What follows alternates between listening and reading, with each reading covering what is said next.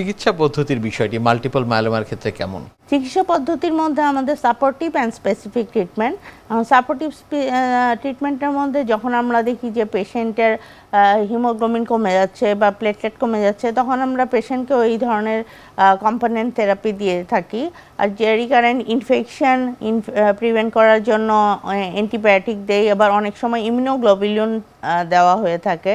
আর specific ট্রিটমেন্টের মধ্যে আমাদের স্টেজিং অনুসারে কিমোথেরাপি আছে, তারপরে রেডিওথেরাপি, বোন পেন ফ্র্যাকচার এগুলো কমানোর জন্য আমরা টার্গেটেড থেরাপি ইউজ করে থাকি। আর লেটেস্ট ট্রিটমেন্ট হিসেবে আমাদের দেশেও ইনভেরিয়েবলি হচ্ছে অটোলগাস স্টিম সেল ট্রান্সপ্লান্টেশন। এটি মাল্টিপল মায়োলোমার একটি স্পেসিফিক ট্রিটমেন্ট।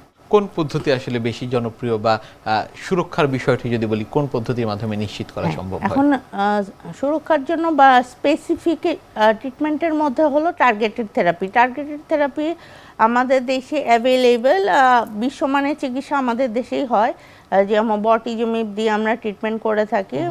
আর এর সাথে আছে ইমিউনোমডুলেটর ড্রাগ, মানে ওরাল ড্রাগ।